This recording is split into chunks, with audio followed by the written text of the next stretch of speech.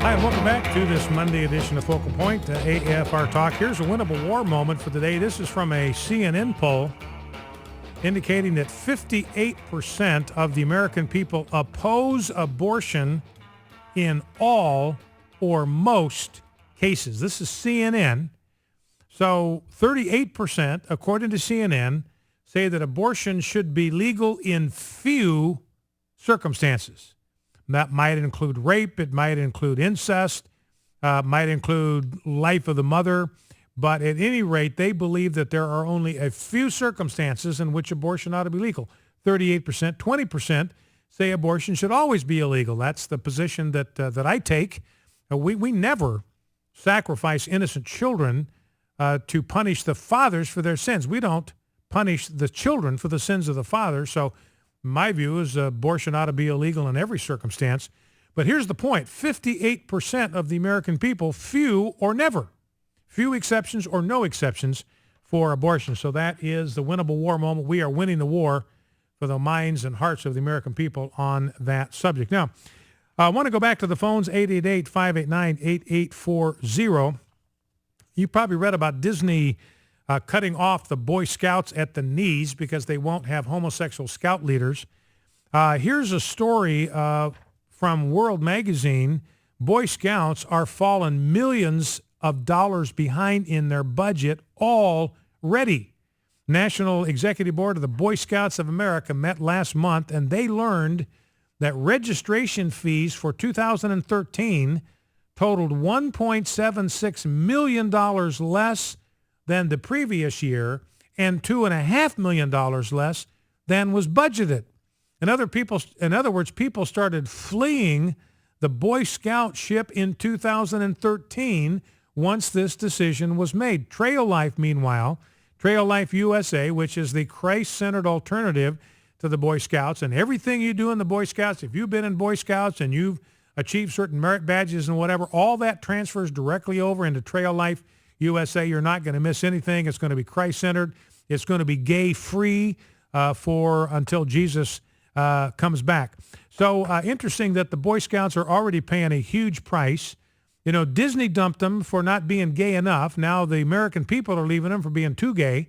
You know, it's never enough with the gay lobby. That's what you learn from the Disney thing. It's never enough with them unless it's total, complete capitulation, concession, surrender.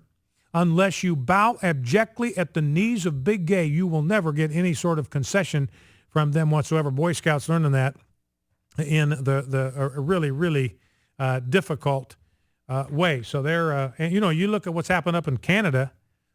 Boy Scouts in Canada, I don't know the exact numbers. This is a rough approximation, but they're about half the size of what they were before they went pro-gay, and they've had to sell off conference centers and campgrounds because the numbers are just dropping so precipitously. Here's some good news, a winnable war moment from my home state of Idaho. A sheriff in northern Idaho, Kootenai County, the sheriff there is Ben Wolfinger, and he's canceled the charter that the sheriff's office had with the Boy Scouts because their organization, he says, is promoting a lifestyle that is contrary to Idaho law. So good for him. This is a sheriff, northern Idaho, Kootenai County.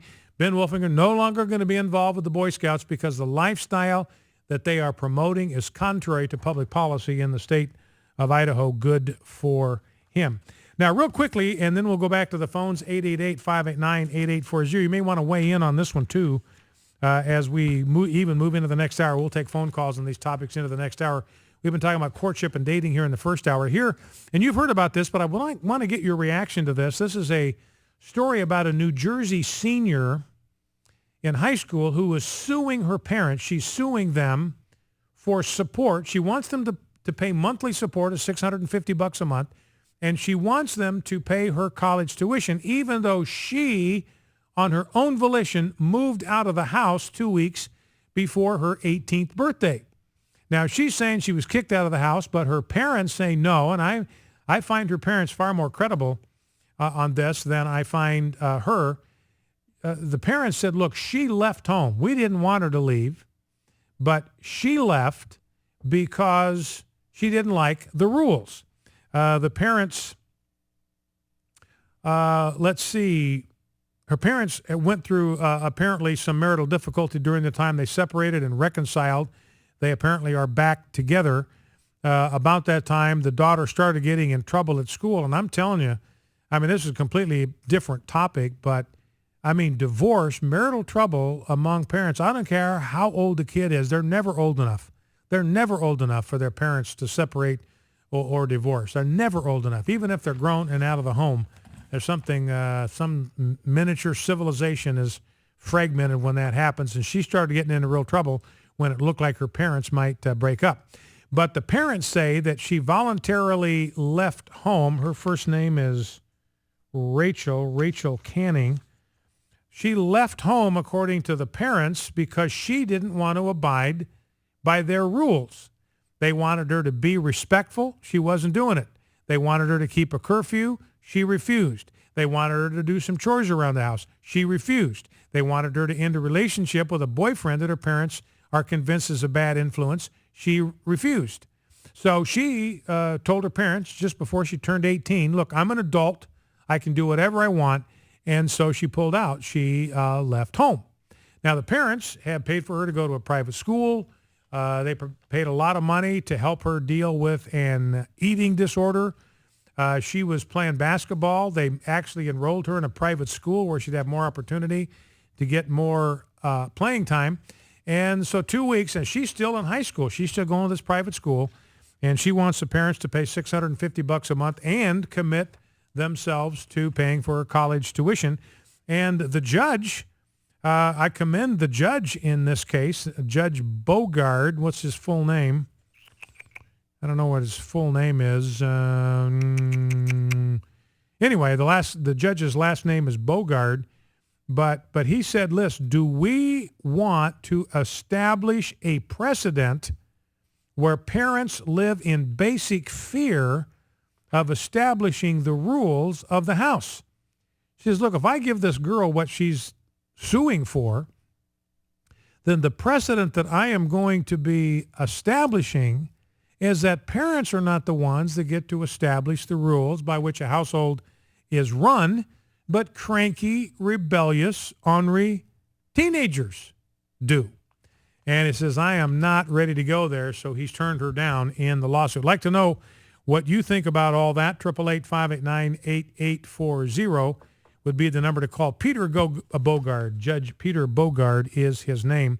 And then, let's take some phone calls. I'm just about used up the bulk of this time. If you want to call in on either the dating and sexual intimacy issue or this daughter suing her parents, I mean, she's a metaphor to me for American culture. I mean, this is what American culture, this is what people in the culture think. I want to be able to live the way I want. I want to do what I want. I don't want to have any rules. I don't want to have any restraints. I don't want to have any restrictions. And I want you to pay for everything. I want somebody else to pay for everything. I want to be able to live the way I want. I want to be able to do what I want. I don't want to have to obey any rules. And I want somebody else to pay for everything. I mean, she is a snapshot of American culture today. All right, let's go to the phones. Let's go to Garther in Columbus, Mississippi. Garther, welcome. What's on your mind? Are you with me? Let me have you turn your radio down so we don't have any interference or any feedback. Okay. All right, let's keep him on hold as we get back. Let's go to John, Fort Smith, Arkansas. We can bring John in Fort Smith, Arkansas. John, welcome. What's on your mind? Yes. Yes, John, go right ahead.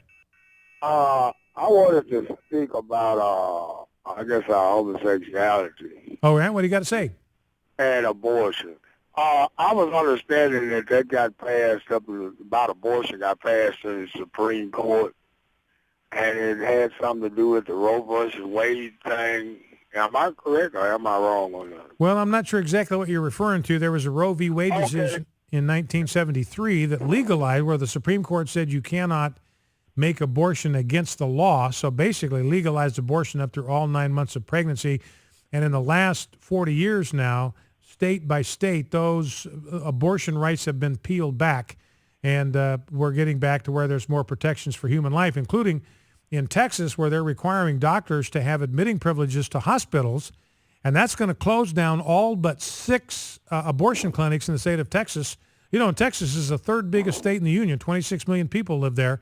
They're only going to have 6 abortion clinics by September because of good, meaningful pro-life legislation. Anyway, I don't know if I'm answering your question, John. Go ahead. Got about 45 seconds. What I was saying, I thought it had something to do with like the civil rights issue, and then it moved to abortion, and now you have the homosexuality thing. The abortion thing is the main thing I really wanted to talk about. All right. Tell me what's on your mind. When we go back, I'm thinking biblically, like in Moses' time, they killed babies and children, and in Jesus' time, they did it. Could this relationship to the murder of all these children, which I call it murder, of all these abortion, could this have something to do with the end time? Or maybe Jesus is coming or something? I don't know. Yeah. Well, you know, you make an interesting observation, and I appreciate the call, John. Thank you for that. You know, the interesting observation between the connection between sort of tolerating or legalizing abortion and then just this general decline of moral standards when it comes to sexuality. You know, you had such a huge revolution in the United States in the late 50s and in the 60s. The entire sexual revolution of the 60s really started by the advent of the pill, which separated sex from procreation, at least in theory. So now it was possible to have so-called risk-free or pregnancy-free sex. Women didn't need to have the commitment of a husband before they gave themselves away because they could protect themselves from the unintended consequences of sexual intimacy, which is pregnancy. And so the barriers against sexual intimacy began to fall one by one.